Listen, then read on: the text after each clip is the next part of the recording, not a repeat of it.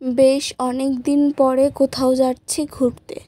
এই কদিন আগে তো আমাদের সাথে কি হয়ে গেছে সবাই তোমরা কম বেশি জানো, কারণ আমি একটা পোস্ট করেছিলাম।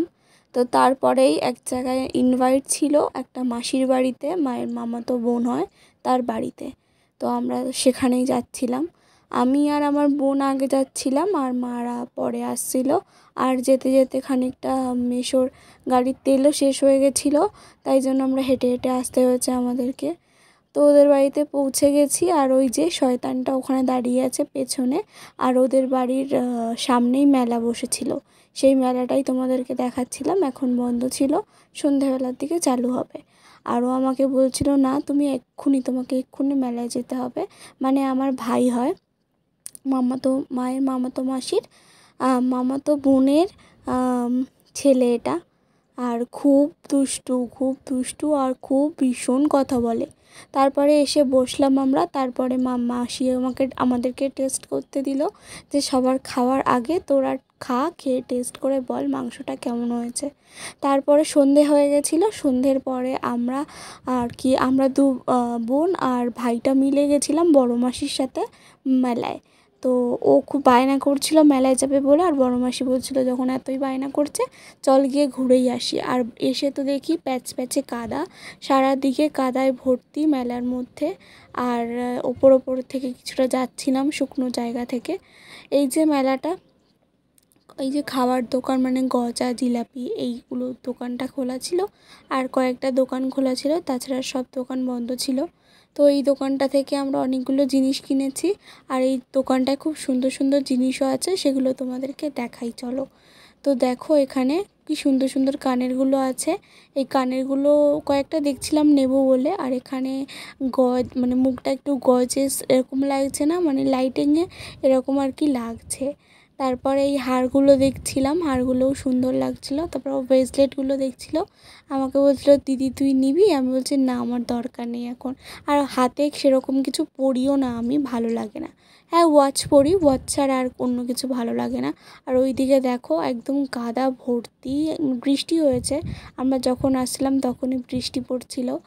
তারপরে ওই ভাইটা অনেক বায়না করছিল একটা পেন নেবে, কিন্তু ওর মাকে না জিজ্ঞাসা করে আমরা দিতেও পারছিলাম না, কারণ স্কুলে সেরকম মানে একটা কীরকম ডিজাইনিং পেন নিয়ে গেলে সবাই বকাবকি করে, তাই জন্য। আর এখানে হলো এই হ্যান্ড ওয়াশের মতো এগুলো, কাগজ কাটিং করে বানানো এই হ্যান্ড ওয়াশগুলো। এই হ্যান্ড ওয়াশগুলো কিন্তু খুব ভালো লাগে, 30 টাকা করে বলছিল। একটা নেবার হেভি ইচ্ছে ছিল, কিন্তু বেচারা ভাইটা কিছু নেয়নি, এই জন্য আমিও কিছু নিতে পারিনি। আর আমার বোন নিয়েছিল এই ক্লিপটা, এখন ট্রেন্ডিংয়ে চলছে এই ক্লিপগুলো, মাথায় দিলে সুন্দরও লাগে। কিন্তু আমি কিনিনি, বলছিল আমাকে কেনার কথা, আমি কিনিনি, ভালো লাগছিল না সেরকম কালারগুলো আমার। কিন্তু এরপরে যদি মেলায় যাই সেরকম, তাহলে আমি কিনবো, একটা কিনে আনবো আমার জন্য। আর ক্লিপগুলো তোমাদেরকে দেখাচ্ছিলাম, ভীষণই সুন্দর লাগছে, কিউট। আর আমি মেলায় যাই আর না যাই, সংসার নেই ধর্ম নেই কিছুই, মানে সংসার নেই আমার, কিন্তু তাও আমার কাপের প্রতি ভীষণ নেশা, মানে কাপ আমার ভীষণ ভালো লাগে। তারপর এক জায়গা থেকে ফুচকা খেয়েছি, এই ফুচকালাটা না একটুখানি নাকি বাজে যেখানে সেখানে আর কি হাত দিয়ে ফুচকা বানায়, কিন্তু সব কিছু জানতো, আমাদেরকে কিচ্ছু বলেনি, এত দুষ্টু ছেলে। আমরা যখন বাড়ি চলে এসেছি তখন বলছে ওই ফুচকালাটা না নাক খোটায়, সেই ফুচকা তোমরা খেয়েছো। তখন কি বলবো বলো একে, এত দুষ্টু বাচ্চা। এ পড়ে বিডিতে, সল্টলেক বিডিতে পড়ে স্কুলে। তো আমি ওকে বলছিলাম দাঁড়া তোর সব ক্লাসমেটগুলোকে আমি বলে দেবো তোর এরকম এরকম কাহিনী। আর এখানে ও ফ্রেন্ডের সাথে কথা বলছিল, আমার বোন। আর এটা হলো আমার বড় ভাইয়ের ঘর, মানে ওই যে ওই ভাইটার আর কি বড় দাদা আছে তার ঘর। আর এই পুচকু বুনুটা হলো বাবু মামার মেয়ে, মানে আমার মায়ের মামাতো ভাইয়ের মেয়ে এটা। আর ওটা হলো বড় মেয়ে, আমার বোনের পাশে যেটা আছে ওটা হলো বড় বুনু, আর এটা হলো ছোট বুনু। এই 1 বছর ক মাস হবে, 2 মাস কি 1 মাস হবে, কি মিষ্টি, সবসময় হাসতে থাকে। আমি ভিডিও করছি বলে ও দেখছে যে ওর ভিডিও কোথায় করা হচ্ছে। আর এই যে হনুমানটা, ওকে বলছি যে তুই সর এখান থেকে। তারপরে দেখো মোবাইলটাকে এরকম করে দিল। তারপরে এখানে যে 3 জন বসে আছে, আর এখানে সব গার্জেনরা আমরা বসে আছি, মানে এখানে সব ভাই বোন আমরা, মামাতো পিসি, মানে পিসি তো তা মাসি তো এরকম এরকম হয় না। এটা হলো সাগর, আমার আর একটা ভাই, আর এখানে সবথেকে বড় বলতে আমি, সবার দিদি, আর এখানে ভাই আছে, সবাই ভাই।